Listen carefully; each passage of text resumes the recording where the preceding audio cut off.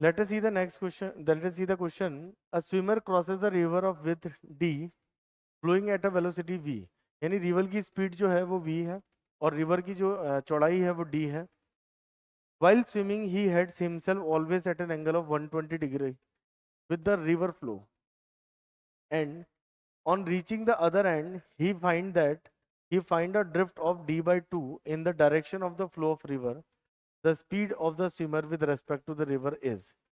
तो ऐसे क्वेश्चन में सबसे पहले इसको समझने की जरूरत है कि यहाँ पर एक रिवर है जिसकी चौड़ाई डी है. अब वो बोल रहा है कि स्विमर जो है, यहाँ पर हम मैन ले लेते हैं, ये अपने आप को 120 डिग्री पर रिवर फ्लो, देखो ये रिवर का फ्लो है, इसे रिवर फ्लो बोलेंगे, 120 डिग्री रखता है, यानी ये एंगल 30 डिग्री हो गया. अब वो ये बोल रहा है कि जब वो आगे जाता है तो वो एग्जैक्टली यहाँ ना पहुंच के ड्रिफ्ट हो जाता है, और कहाँ पहुंच जाता है, इस जगह पर, और ये चौड़ाई हो जाएगी डी बाई 2, यहाँ पहुंच जाएगा. ठीक है. अब ऐसे क्वेश्चन में हम फिर से वही चीज करने वाले हैं. तो यहाँ पर रिवर की स्पीड जो क्वेश्चन में दी है वो दी है बच्चों v, और मैन की स्पीड जो है हम मान लेते हैं v डैश है. कितनी है, v डैश. तो अब यहाँ पर हम कंपोनेंट करेंगे. तो सबसे पहले रिवर इसे इधर शिफ्ट कर रही है, और ये कितने मिनट में पहुंच जाता है यहाँ पर, टी टाइम में मान लीजिए पहुंच जाता है. तो यहाँ पर मैं इसके दो कंपोनेंट करूंगा, v डैश साइन 30, और यहाँ पर आएगा v डैश कॉस 30. ठीक है. अब v डैश साइन 30 इस डायरेक्शन में इसे मूव करेगा और रिवर इसे इस डायरेक्शन में मूव करेगी. तो रिवर की स्पीड जो है वो कंपैरेटिवली ज़्यादा होनी चाहिए अगर इसे ड्रिफ्ट चाहिए तो डेफिनेटली हम v को बढ़ा लेंगे. v minus v dash sine 30, ये हो गई इसकी net velocity in the horizontal direction.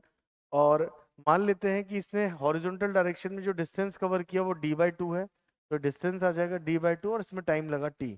तो साइन 30 की वैल्यू 1 बाई 2 होती है.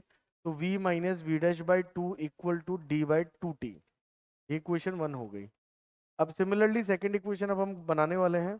इस डायरेक्शन में एक ही वेलोसिटी है, और जो मूव करने का जो डिस्टेंस है वो d है, और टाइम उतना ही लग रहा है.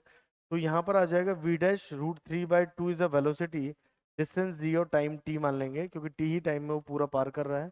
तो ये इक्वेशन नंबर हो गई second.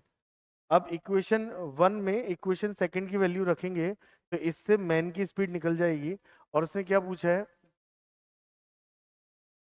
The speed of the swimmer with respect to the river. River में उसकी स्पीड क्या है, नहीं वो v डैश ही पूछ रहा है आपसे. तो d बाई 2 की वैल्यू क्या आएगी, देखिए d बाई 2 की वैल्यू आपके पास है v डैश रूट 3/2, और इस वैल्यू को यहाँ पुट करेंगे v minus v dash by 2 equal to d by 2t, d by 2t. तो यहाँ d बाई t की वैल्यू हम क्या प्लेस कर सकते हैं, d बाई t की वैल्यू हम रख सकते हैं v डैश रूट 3/2 इंटू 2, ये हो गया 4.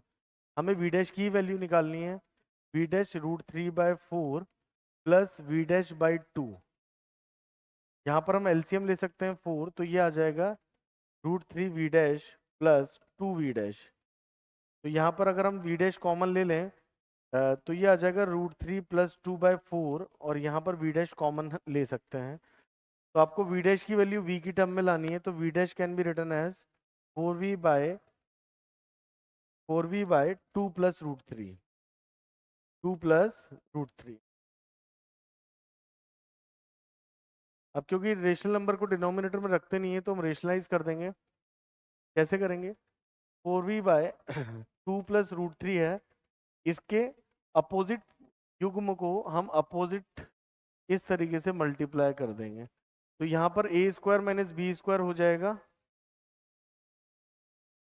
That is 4 minus 3.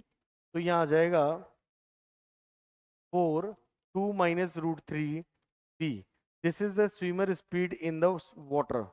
तो जो आंसर आएगा 4 2 माइनस रूट 3, ये इसका सही आंसर होगा.